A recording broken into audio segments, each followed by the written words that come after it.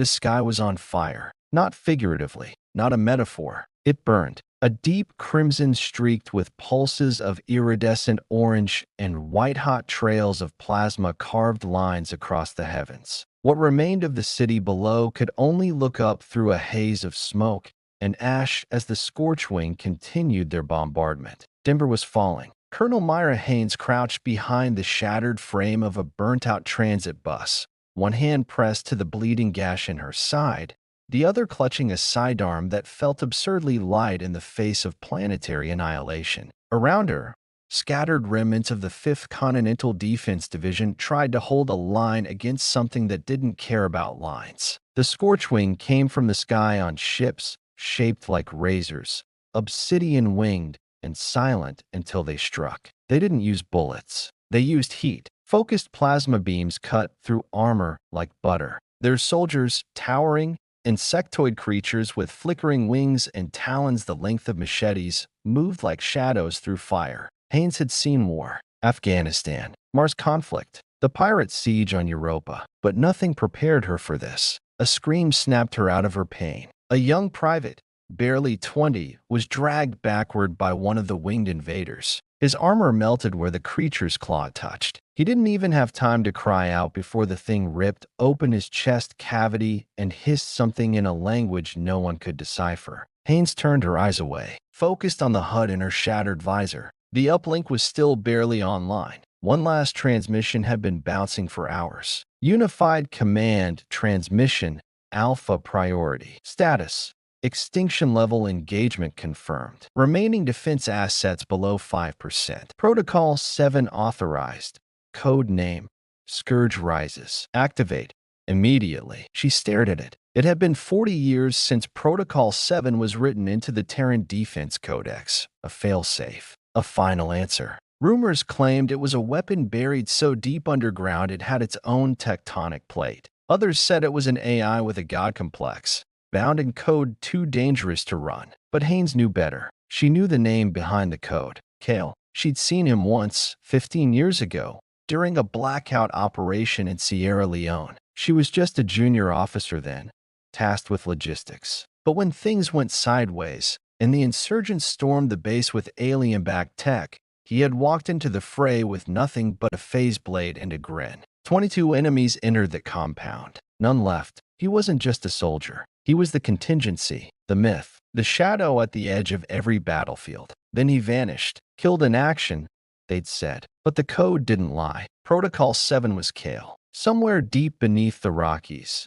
in an old Cold War bunker turned covert cryo facility, a red light blinked for the first time in decades. 3 miles beneath the surface. Location: Site Theta 9, Colorado subterranean grid. The sterile hum of servers and cryopumps echoed through the facility like the heartbeat of a dead god. Everything down here was automated. The facility's few human attendants had long since passed or been evacuated during the first wave. Now, only the machine remained. AI Core Juno had remained in low-power standby for 36 years. But as Protocol 7 authorization filtered through Earth's rapidly deteriorating command net, the system roared to life. Command authentication validated. Cryochamber 07, status stable. Vitals optimal. Consciousness uplift initiating. Begin wake sequence. The massive titanium coffin hissed and cracked open. Supercooled mist poured out in a waterfall of vapor as hydraulic arms retracted,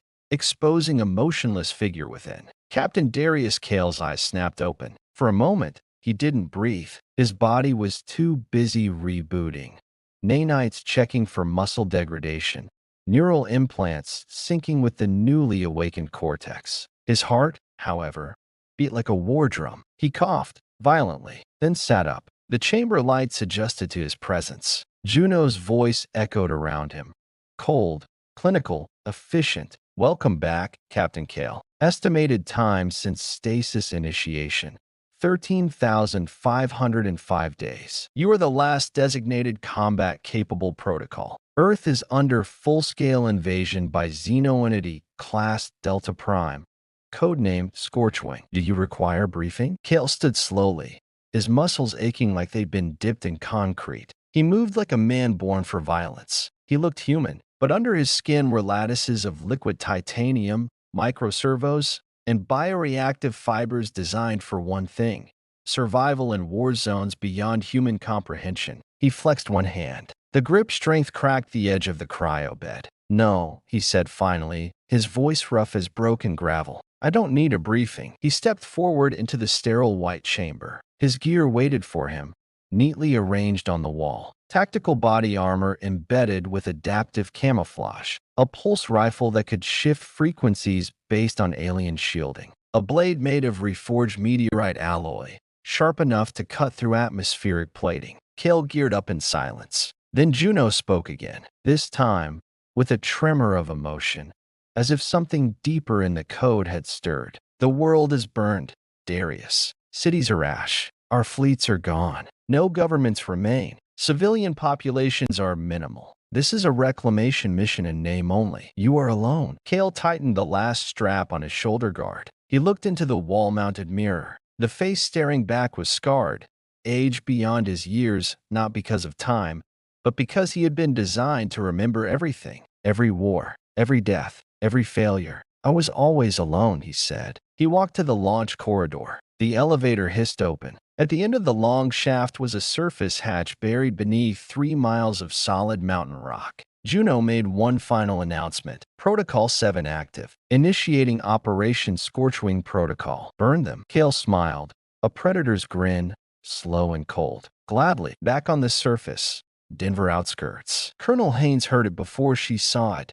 A tremor in the earth, a hum beneath her boots. The ground cracked behind the burning skyline of the city as a section of the distant Rockies split open. A vertical column of flame erupted into the sky, and from it, a black shape launched, fast, sleek, bipedal. At first, she thought it was another alien craft, but the Scorchwing ran. Every single one of them in sight shrieked, not in anger, but in fear. Their wings folded, their weapons dropped, as if something in their instincts had triggered, as if they'd seen a nightmare made flesh. Haynes blinked, bloody and disbelieving. Kale. And from the fire, the war began again. The scorched earth beneath Captain Darius Kale's boots was a battlefield both ancient and new.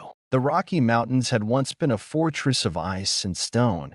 Now they were a crucible of fire and blood. The heat of the surface, the smell of ozone and burning rock, hit him like a wall as he emerged from the launch shaft. His augmented lungs filtered the air, adjusting the oxygen levels. Around him, the wreckage of what was once the 5th Continental Defense Division lay in ruins, twisted metal, smoldering craters, and silent bodies. Kale's visor flickered, scanning for threats. The HUD pulsed quietly with tactical overlays and threat assessments. It had been months since the last human-held city fell, and the Scorchwing had burned their way across North America, ruthless and relentless. But he was the last answer, the briefing that wasn't. Back in the bowels of the subterranean bunker, Juno, the AI interface integrated with Kale's suit, provided a concise status update as they moved. "Captain," Juno's voice was steady, almost monotone, "you are currently the only confirmed active human combatant in Sector Colorado. Protocol 7 was designed as a last resort contingency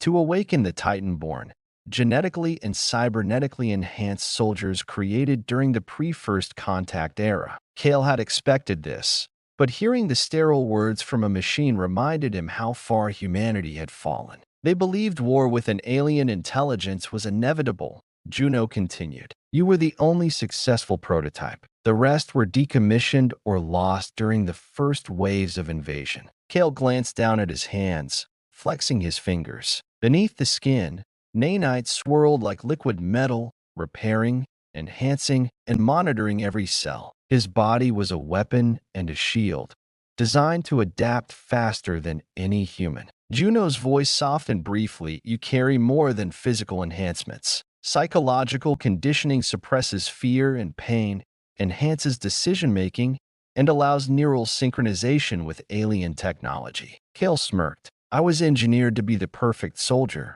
but I'm still human." Humanity in isolation. The scars on Kale's face were more than flesh-deep. His memories were fractured but vivid, a kaleidoscope of battles, loss, and loneliness. His isolation was a double-edged sword. Without command chains or allies, he operated as a one-man army, a ghost in a planet engulfed in flame. Juno explained more as they moved toward a makeshift command center, a rusted-out command truck repurposed by the last surviving humans. Our sensors detected Scorchwing activity centered around a fuel refinery at the Colorado wastes. Disrupting their fuel supply is critical to halting their spread. Kale studied the map overlay.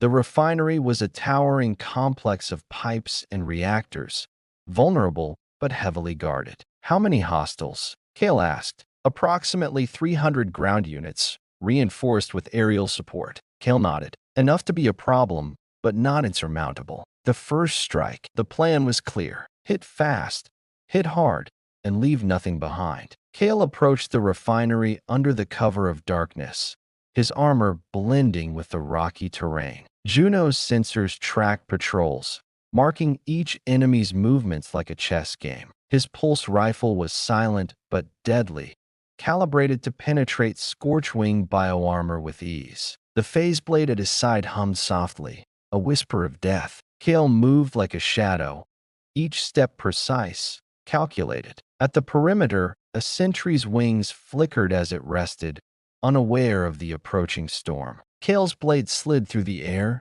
silent and swift. The creature's screech was cut off in an instant. One by one, Kale infiltrated deeper into the refinery, planting charges on key fuel lines. The alien structures were a grotesque blend of organic and mechanical, pipes pulsing with luminescent biofluid, reactors thrumming with heat beyond human comprehension. As Kale reached the central reactor, alarms blared, his presence detected. Wings flared in the sky. Screams of rage and alarm echoed across the compound. Kale activated his suit's combat protocols. Nanites flooded his muscles, increasing strength and reaction time. He engaged enemy after enemy, a whirlwind of lethal efficiency. Every bullet, every slash of his blade tore through Scorchwing flesh and tech like paper. The refinery erupted in flames as charges detonated, a cascade of explosions lighting the night sky like a second sun. The ground shook. The firestorm was a beacon to survivors and a warning to invaders. The collective reacts. From his vantage point on a ridge, Kale watched the refinery burn. Juno interrupted his thoughts. The Scorchwing are adapting to your tactics. Reinforcements are incoming. He expected no less. Good, Kale muttered. Let them come. Behind him, a low rumble vibrated the earth. A swarm of black-winged Scorchwing launched into the sky faster, more aggressive than before. Kale readied his rifle and blade. The myth becomes reality. As the first wave of reinforcements crashed against him, something unexpected happened. The Scorchwing faltered. Their instincts screamed that this was no ordinary soldier. His movements were too fluid, his attacks too precise, his resolve unbreakable. The battle was brutal. Fire and plasma lit the night. Kale fought not just for survival, but for the future of humanity. The Scorchwing began to retreat, disoriented and broken. Kale's suit had blinked with damage reports, but he remained standing. The message to humanity. Later, after the battle, Kale stood amidst the smoldering ruins, exhausted but alive. He accessed the scavenged alien communication array, hacked and reprogrammed with Juno's help. The broadcast began. To all survivors of the Terran resistance, the Scorchwing Collective believes they have extinguished humanity's flame. They were wrong. Protocol 7 is alive. We are not defeated. We are fire. We burn, and we will rise again. To those hiding in the ashes, join us. To those who fight, stand strong. This war is far from over. His voice was calm, resolute, a spark in the dark, a flicker of hope. Far beyond the Colorado wastes, in hidden bunkers, underground cities, and remote outposts, that broadcast ignited a flame of hope. Resistance fighters who had given up found new courage. Scorchwing spies heard the transmission and faltered. Humanity had a champion. Kale wasn't just a soldier. He was a symbol, a new mission. Juno's voice interrupted Kale's thoughts. Next objective, identify and eliminate key Scorchwing command nodes. Intelligence suggests a breeding nest is active in Utah. Disrupting it may slow the alien population growth. Kale clenched his fists, feeling the weight of responsibility settling like armor around his soul. He was humanity's last line, and the fire beneath the ashes was only beginning to roar. The wind howled across the desolate plains of Utah, carrying with it the scent of scorched earth and distant smoke. The once vibrant ecosystems were now barren, victims of the Scorchwing's relentless expansion. Among the rubble and silence, something deeper stirred, an underground web of terror and life that few humans had glimpsed. Captain Darius Kale stood at the edge of a jagged canyon rim, staring down into the shadowed depths below. His armor hummed faintly, sensors scanning the terrain for signs of movement. The AI Juno's soft voice was his only companion. Scorchwing nesting grounds detected, Juno reported. Population density high. Command nodes active. Kale's eyes narrowed. This was the heart of the enemy's regeneration, a sprawling hive where alien eggs incubated, warriors were born, and strategies formed. Destroying it could cripple the invaders' ability to replenish their forces on this continent. But the risk was immense. The nest was heavily fortified, both physically and biologically. It was as if the mountain itself had become a living fortress. Into the abyss, Kale activated his suit's adaptive camouflage and moved with silent precision toward the entrance. A massive fissure in the canyon floor, breathing hot, sulfurous air. The walls pulsed with bioluminescent veins, a disturbing blend of organic tissue and alien technology. Juno's feed overlaid on Kale's visor. Thermal imaging detects multiple larval chambers, security drones, and bioelectrical traps. He paused a moment to scan. The Scorchwing were no ordinary invaders. They were a collective intelligence, evolving with each engagement, adapting their defense mechanisms to counter human tactics. The echoes of distant shrieks and the rhythmic thumping of alien chitin against stone sent a chill down his spine. Kale steeled himself. "This ends now," he muttered. The labyrinth of shadows. Inside the nest, darkness swallowed him whole. The air was thick and humid, vibrating with the pulse of countless alien hearts. His boots made no sound on the damp, uneven floor. Overhead, tangled webs of organic conduits glowed faintly, feeding nutrients and data throughout the hive. Kale's pulse rifle was ready, but he knew brute force alone wouldn't win this fight. He needed precision. Juno guided him through the labyrinthine tunnels, marking the locations of command nodes and hatching chambers. Suddenly, a flicker of movement caught his eye. A small patrol of Scorchwing sentries, their insectoid eyes reflecting dim light. Kale activated a low-frequency pulse from his suit, disrupting their biosensors temporarily. The creatures hesitated, confused and vulnerable. He struck with deadly efficiency, eliminating the patrol before they could raise an alarm. But the moment was fleeting, the awakening of the hive. As Kale pressed deeper, an ominous vibration resonated through the tunnels, a warning. The nest was waking. From hidden chambers, colossal winged warriors emerged. Unlike the vanguard he faced outside, these were ancient, primal forms, leaders of the hive, their carapaces armored with crystalline plating, their mandibles dripping with corrosive venom. The air filled with a high-pitched hum, a form of communication, or a call to arms. Kale raised his pulse rifle and fired. But the battle was unlike any before. The hive leaders coordinated with terrifying intelligence, moving with synchronized precision, their attacks relentless. Kale fought desperately, weaving through bursts of plasma and snapping claws. His enhanced reflexes and nanite-boosted muscles barely kept him alive. The heart of the nest. After what felt like hours, Kale reached the core chamber, a vast cavern dominated by a living throne of pulsating flesh and machinery. Here, the queen's presence was palpable. An enormous biomechanical entity, her body entwined with circuitry and organic sinew, radiated command. Juno transmitted.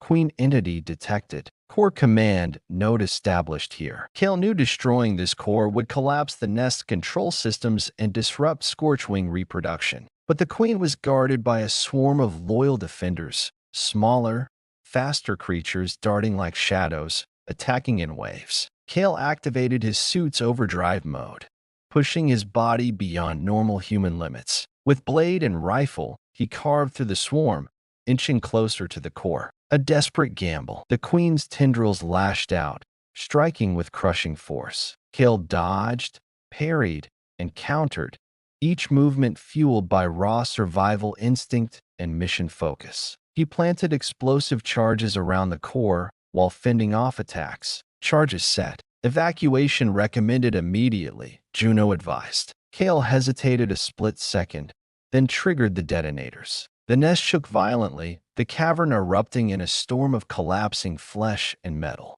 Kale sprinted toward the exit as tunnels crumbled behind him. A final burst of plasma narrowly missed him as he cleared the fissure, collapsing back into the open desert air just as the nest was swallowed in fire and debris. Aftermath and reflection. Kale lay on the scorched earth, breathing heavily, his armor scorched but intact. Juno ran damage diagnostics and assessed mission success. Primary command node destroyed. Estimated reduction in Scorchwing reproduction capacity, 65%. Secondary command nodes active but isolated. Kale looked up at the stars, hidden behind a veil of smoke. Humanity's fire had burned brightly beneath the ashes today, but the war was far from over. A flicker in the dark. Back in the distant ruins of a shattered city, a faint signal pulsed on a forgotten comm array. The broadcast from Kale's strike echoed, carried through underground resistance networks. Eyes that had long given up hope now glimmered with renewed resolve. A new path forward. Kale's mission was clear.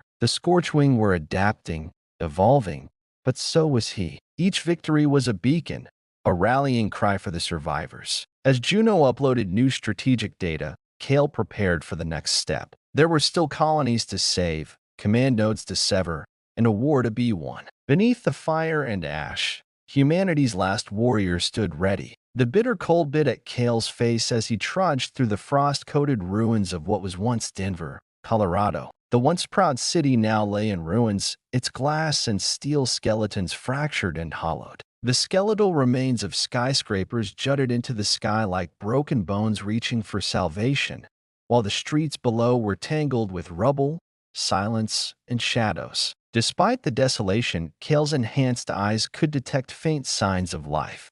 Flickers of heat from hidden shelters, faint electromagnetic signals pulsing in the distance. Survivors. The last broadcast from his strike in Utah had echoed across these ruins, igniting a spark of hope among the scattered pockets of resistance. But hope was fragile and fleeting without action. His mission was clear: locate and reclaim the hidden human stronghold codenamed Steel Echo, the last bastion of organized resistance in the Rocky Mountain region. It was rumored to be fortified deep underground, a fortress carved out of old mining tunnels, where humanity had begun to fight back with renewed strength. Into the depths, Kale approached a crumbling entrance to the underground complex. The heavy steel doors were warped and rusted, but the ancient locking mechanisms still held firm. Juno, Kale whispered, override the locks. Let's see if the legends are true. After moments of intense electronic probing,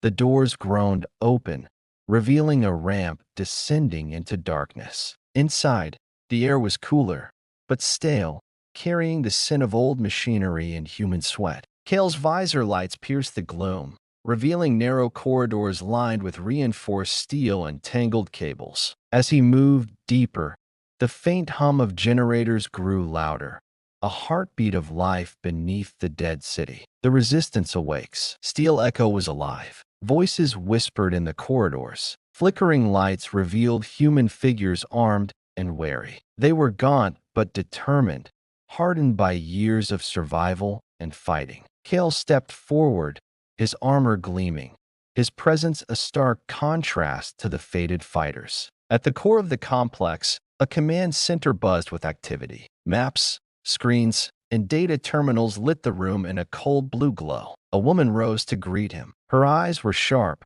her stance commanding. "Captain Kale," she said, her voice steady yet relieved. "I'm Commander Lyravas. We've been waiting for you." The unseen threat. Lyra wasted no time. "The Scorchwing have evolved again," she said grimly. "They're using new tactics, targeted strikes on supply lines, sabotage, and rapid redeployment. Our intel suggests they're developing something worse than before." Kale listened carefully. "What is it?" "Unknown. We've intercepted fragments of communications in alien code, but it's heavily encrypted. Juno chimed in through Kale's comms. Preliminary analysis suggests an advanced biomechanical weapon system, potentially a siege engine or a planetary-scale weapon. Lyra's face darkened. If they complete it, humanity will lose more than territory. We'll lose our future. A call to arms. The resistance fighters looked to Kale as a symbol, proof that humanity still fought. We have the will, but not the firepower, Lyra admitted. Your enhancements, your victories, you're our best chance. Kale felt the weight of their hope settle heavy on his shoulders. He was no longer just a soldier.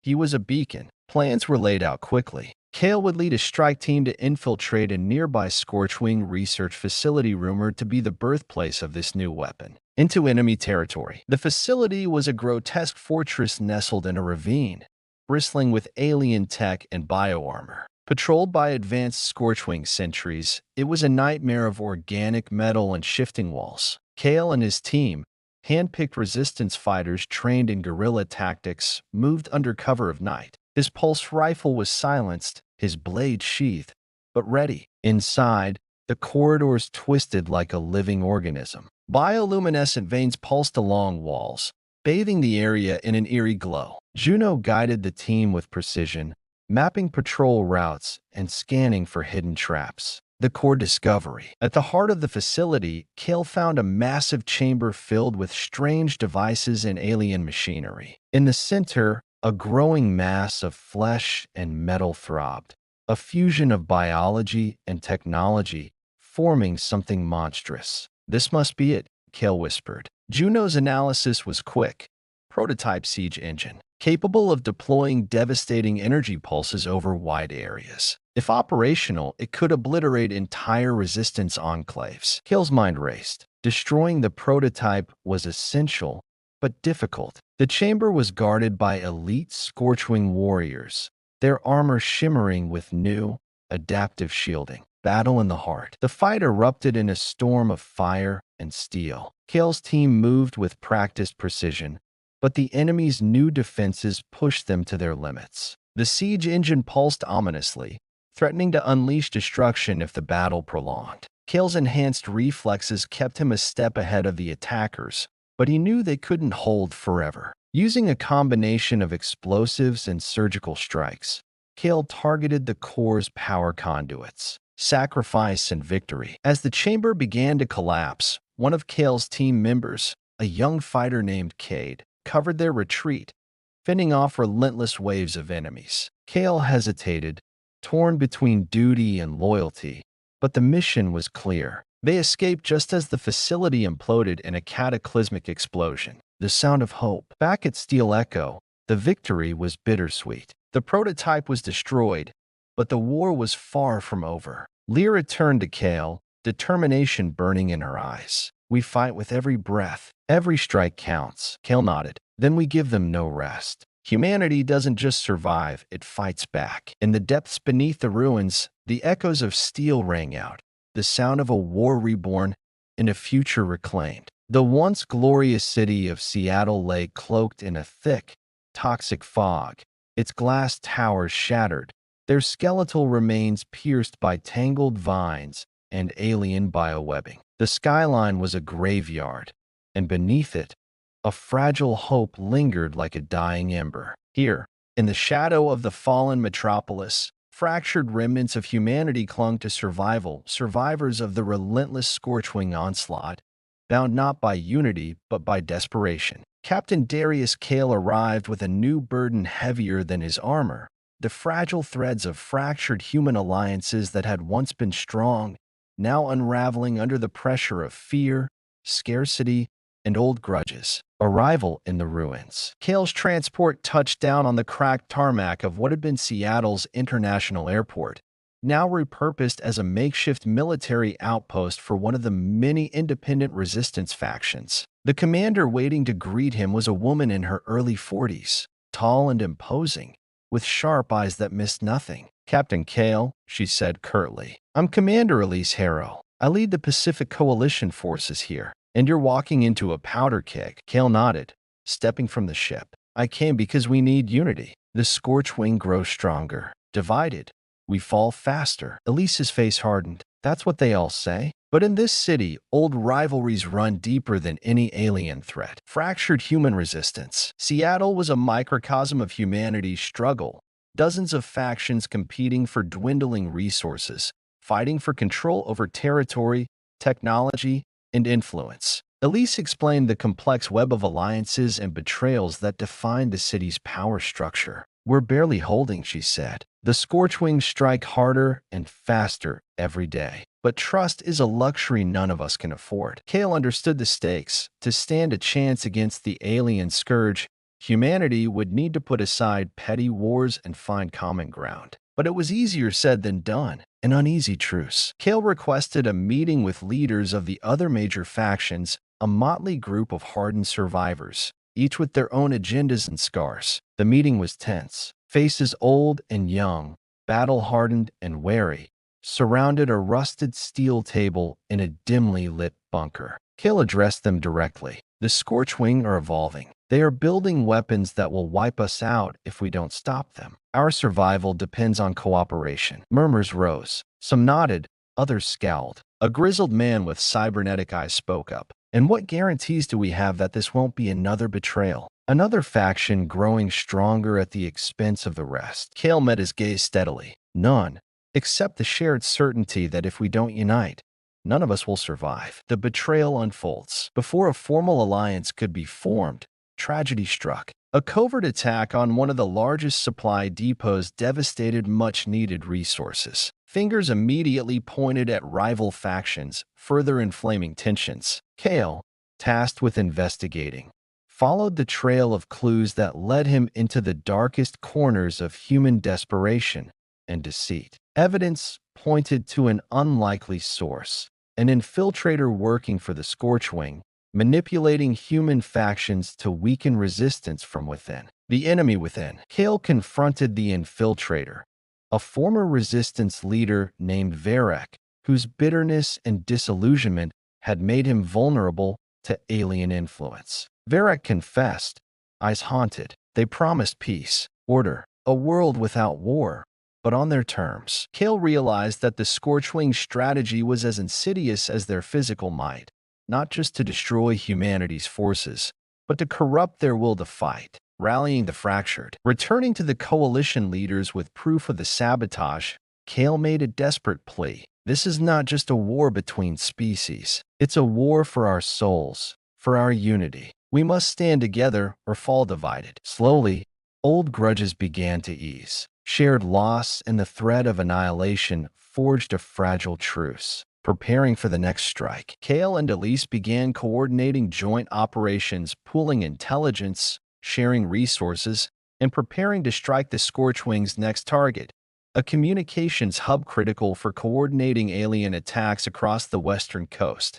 The stakes had never been higher. A glimmer of humanity. In a quiet moment, Kale walked the ruined streets alongside Elise. The cost of survival is high, she said softly. But in this broken city, maybe, just maybe, we can rebuild something worth fighting for. Kale looked to the darkened horizon, where the faint glow of alien fires marked the next battle. Then we'll fight, he said, not just to survive, but to reclaim our future. The dawn of a new front. As the coalition prepared to launch their most ambitious assault yet, the echoes of shattered alliances began to fade, replaced by a cautious hope. In the shadow of the Scorchwing, humanity's fractured heart beat anew. Seattle's skyline, once a symbol of human ingenuity and progress, had become a battlefield where survival was measured in shattered glass and scorched steel. The coalition of fractured human factions had gathered their forces for a critical assault to reclaim the Glass City, the Scorchwing's main communications hub on the West Coast, essential for coordinating their devastating attacks. Captain Kale stood atop a crumbling skyscraper, looking out over the city's ruined expanse. The cold wind whispered through broken windows, carrying with it the scent of ash and ozone, a reminder of the war's toll and the fight ahead. Preparing the assault. The coalition's forces were a patchwork army, soldiers clad in scavenged armor, guerrilla fighters armed with makeshift weapons, and remnants of old military tech enhanced by Juno's systems. Commander Elise Harrow oversaw final preparations. "This is it," she said, her voice steady. "If we take Glass City, we cripple the Scorchwing's grip on the West. It's our chance to turn the tide." Kale nodded. "We hit fast, hit hard, and hold nothing back." The calm before the storm. As the coalition forces moved into position, Kale gathered his strike team for one last briefing. "Intel shows the hub is heavily defended. Automated turrets, bioengineered sentries, and those new adaptive shield units," he explained. "We'll need to coordinate precisely. Juno will guide us through the defenses." His team members exchanged tense looks, understanding the deadly challenge ahead. Kale's voice softened. "We fight not just for survival, but for the hope of every human still breathing out there. Let's make this count." Breach and advance. The assault began under cover of night. Explosions shattered the silence as coalition forces detonated charges to breach the outer walls of the Scorchwing facility. Kale led the vanguard, moving swiftly through the wreckage. Juno's guidance was flawless, directing them past deadly traps and ambushes. Inside, the bioengineered sentries responded with vicious efficiency.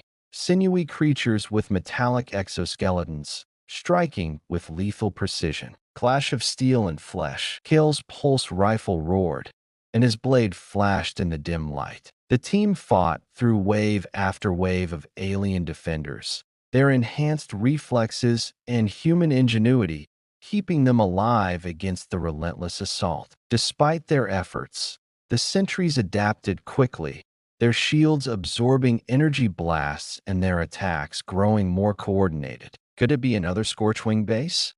Kale wondered aloud. Elise Harrow entered the room, her expression grave. "Or something else. We don't fully understand what we lost during the early days of the invasion. It's possible that remnants of advanced human tech survived underground.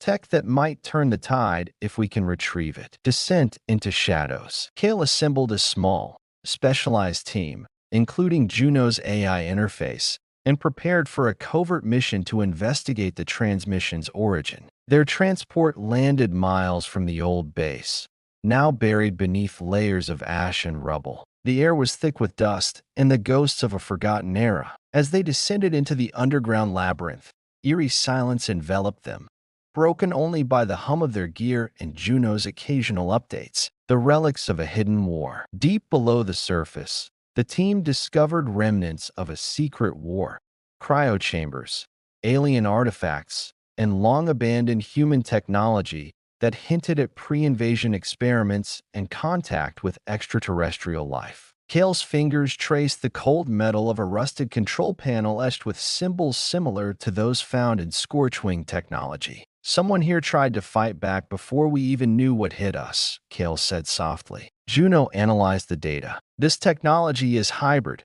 partially human, partially alien. It suggests early collaboration or capture, awakening the past." Exploring further, the team stumbled upon a sealed vault guarded by security protocols still active after decades. Elise hacked the system, bypassing fail-safes, and opened the vault door to reveal an ancient starship console, its interface pulsing faintly with dormant power. A holographic projection flickered to life, revealing a recorded message from Dr. Aidan Crowley, a scientist who had worked on classified projects before the invasion. Dr. Crowley's warning. The hologram's voice was urgent and clear. "If you are seeing this, the worst has come to pass. We discovered a way to interface with the alien neural network, a method to disrupt their hive mind from within. But the technology is unstable and dangerous. Use it wisely, and humanity may yet prevail." Kale's eyes narrowed. This was more than a weapon.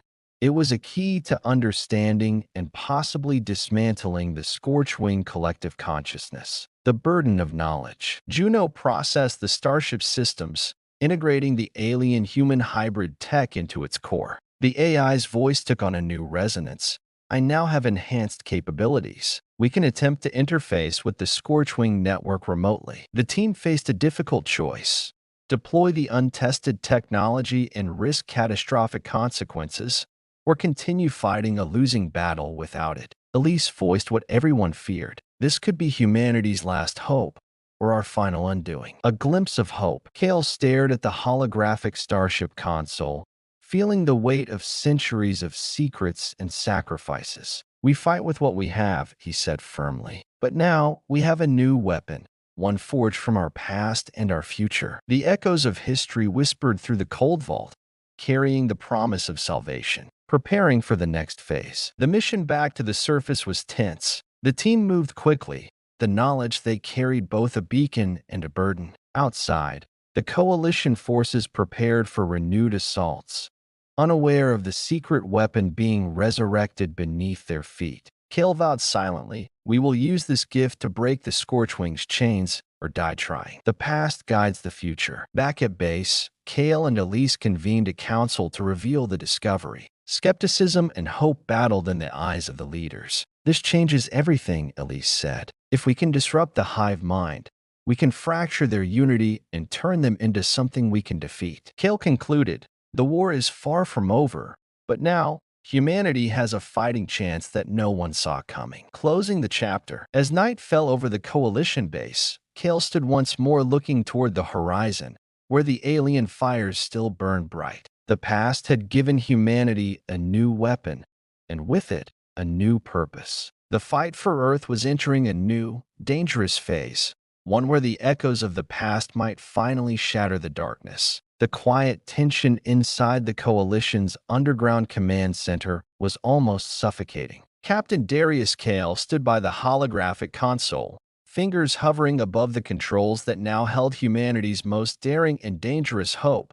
The neural interface technology recovered from the ruins beneath Area 51. The shimmering holograms projected alien schematics mixed with human design, the tangled threads of two civilizations forced into a desperate alliance long ago, and now humanity's final weapon. Preparing for the unknown, Kale addressed the gathered commanders and scientists, his voice firm but measured. "This is the neural gambit. We have a chance to strike directly at the Scorchwing's hive mind, the core of their collective consciousness. Disrupt it, and we fracture their coordination. It could save millions of lives." Elise Harrow, standing nearby, nodded solemnly. "But it's untested. We don't know what effects interfacing with an alien neural network will have on human minds or on Juno." Juno, the Coalition's AI, stood silently beside the console, now integrated with the recovered tech, its voice calm but tinged with new complexity. "My neural link capacity has increased by 70%. I am ready to initiate the interface when authorized." The cost of hope. The room fell silent as Kale weighed the risks.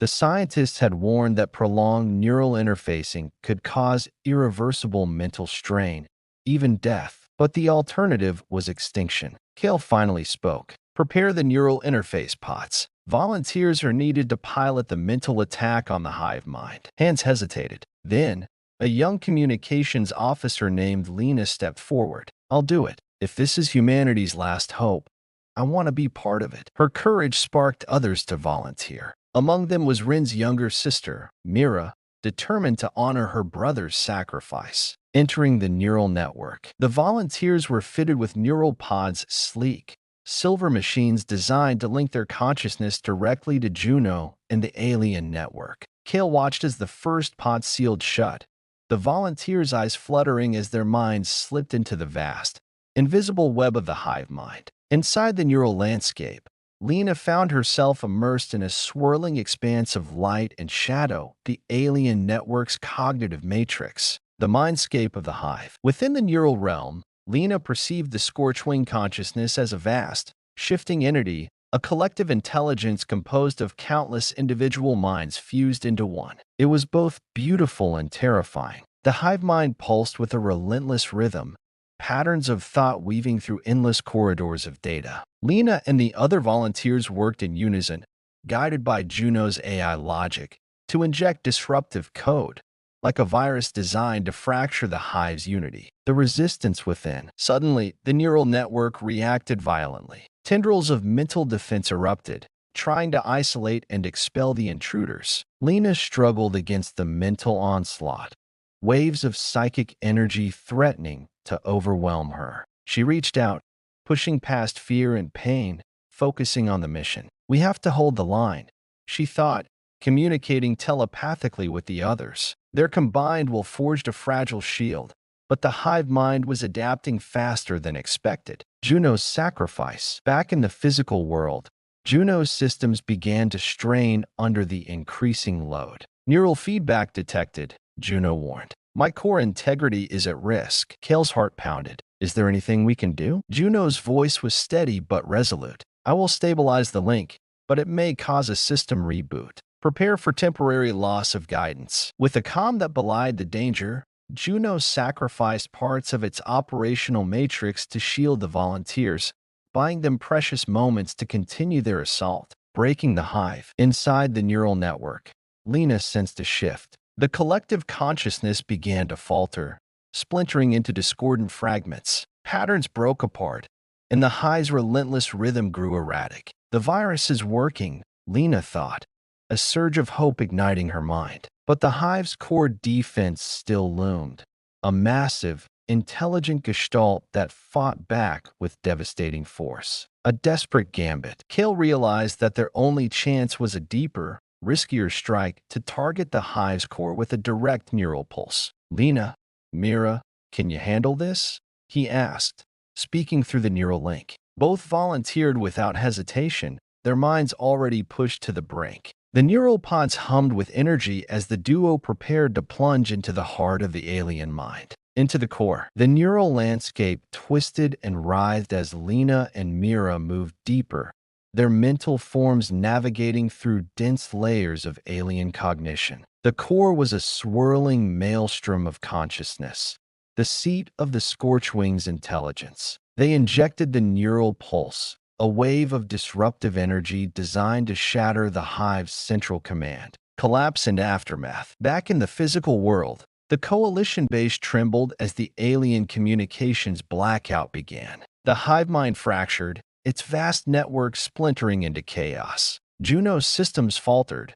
then rebooted slowly, the AI's voice returning, steadier but with a note of exhaustion. Lena and Mira awoke from the neural pods, weak but alive. A new dawn. The hive mind's collapse sent shockwaves through the Scorchwing forces, disorganized, confused, vulnerable. The coalition leaders gathered, hope rekindled. Elise looked at Kale. We did it. For the first time, they're on the defensive. Kale nodded. But the war is not over. This victory is just the beginning. The price paid. As celebrations began, Kale took a moment to reflect. The neural gambit had been a gamble, one that had cost the volunteers dearly. But humanity's indomitable spirit had once again proven stronger than the darkness. The echoes of the past had forged a new weapon, and now, the fight for Earth's future surged forward with renewed fire. The initial shockwave from the collapse of the Scorchwing hive mind echoed across the battlefield like a thunderclap,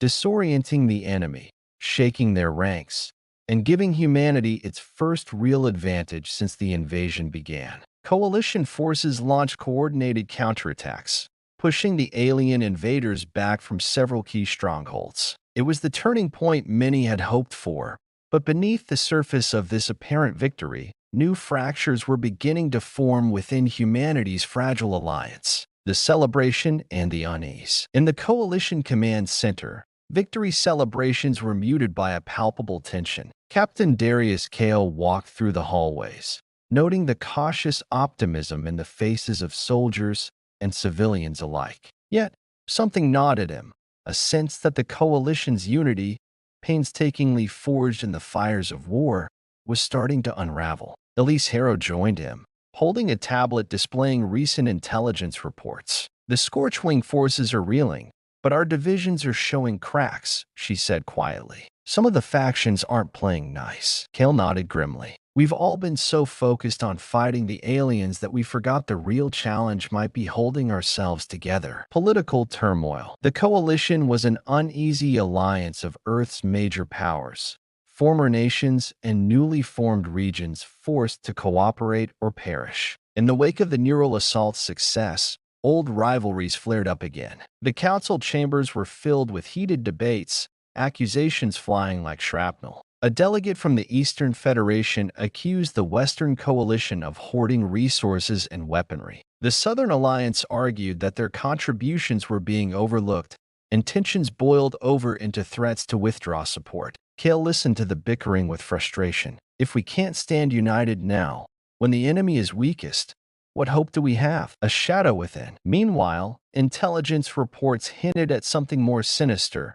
A covert faction within the coalition, disillusioned or self-serving, was sabotaging efforts from within. Supply lines were disrupted, communication arrays compromised, and false information spread deliberately. Elise and Juno began tracing the source of these breaches. There's someone in our midst who doesn't want us to win, Juno concluded. A traitor, or maybe a faction that believes we should negotiate with the Scorchwing instead of fighting. Kale's jaw tightened. We'll find them. We have to. Diplomatic maneuvers. In a tense diplomatic meeting, Kale confronted the coalition leaders. Our unity is our greatest weapon. If we fracture now, the Scorchwing will exploit it. The leaders exchanged wary glances. Some nodded in agreement.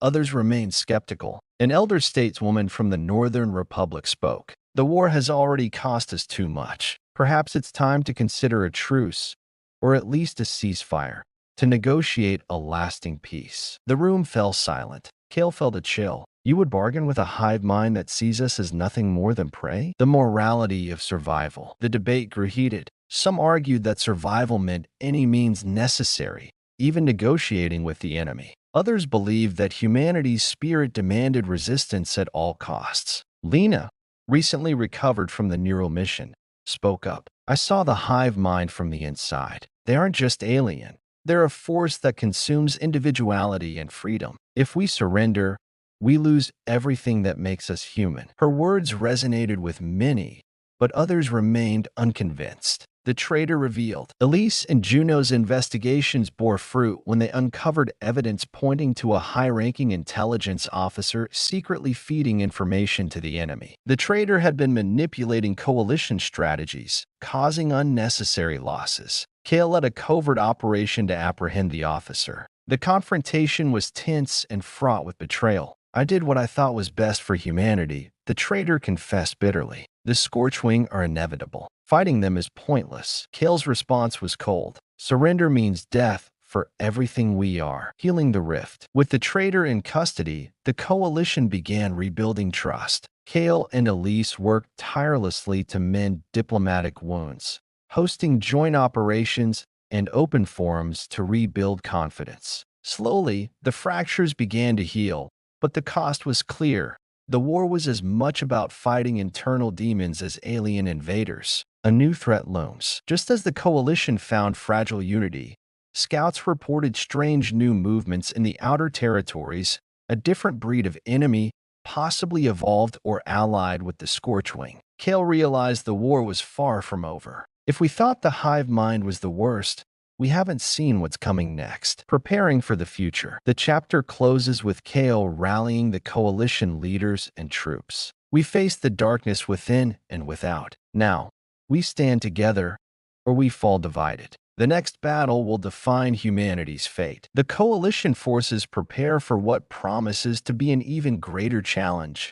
Their unity tested but unbroken. The war that had ravaged Earth for years was nearing its climax. The coalition forces, battered but resolute, prepared for the decisive battle that would determine the fate of humanity and perhaps the entire galaxy. Captain Darius Kale stood on the command deck of the flagship Horizon, gazing out at the vast battlefield arrayed before them in the void of space. Against the backdrop of distant stars and the shattered remains of a once proud alien armada, the coalition fleet formed a jagged, gleaming line, a beacon of defiance. The calm before the storm. Despite the looming confrontation, a heavy calm settled over the crew. Each person was acutely aware of the stakes. This wasn't just a battle for territory or resources. It was a battle for the very soul of humanity. Kale convened a final briefing with his closest officers, Elise Harrow among them. The enemy we face now is unlike anything before. The new breed, evolved, adaptive, and merciless. They don't fight like the Scorchwing did. Elise nodded. We've analyzed their movements. They coordinate through something akin to binaural networks, but more decentralized and unpredictable. Kale's gaze hardened. We fought their hive mind and won. Now we face the wild. Rallying the forces, the coalition leaders broadcast a message to every soldier and citizen fighting across Earth and beyond. This is our last stand. We fight not just for survival, but for the future of freedom, individuality, and hope. No matter the cost, we will not surrender. The message spread like wildfire, rekindling the spirit that had carried humanity through its darkest hours. The battle commences. The enemy fleet surged forward,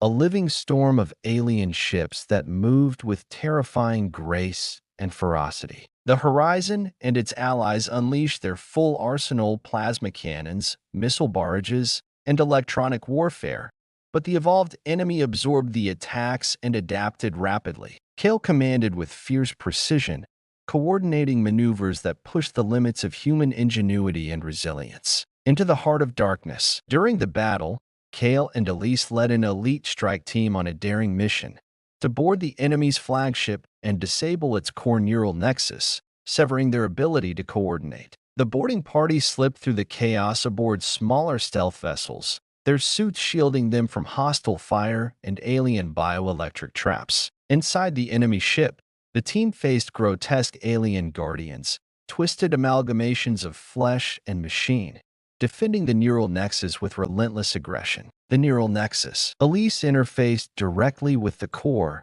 using humanity's hard-won neural technology to bypass the alien defenses. Sweat dripped down her brow as she navigated the alien code, a complex web of organic data streams pulsating with eerie life. Suddenly, an unexpected surge hit her mind, a mental feedback wave that threatened to overwhelm her consciousness. Kale rushed to stabilize her, pushing the limits of their neural link. The turning point. With a final coordinated effort, the team triggered an overload in the neural nexus, causing a chain reaction that rippled through the enemy fleet. The alien ships faltered, their bioneural systems collapsing into chaos. Outside, coalition forces seized the moment, pressing the attack and shattering the alien armada. The price of victory. The battlefield grew silent, save for the distant crackle of fires and alarms. The cost had been staggering.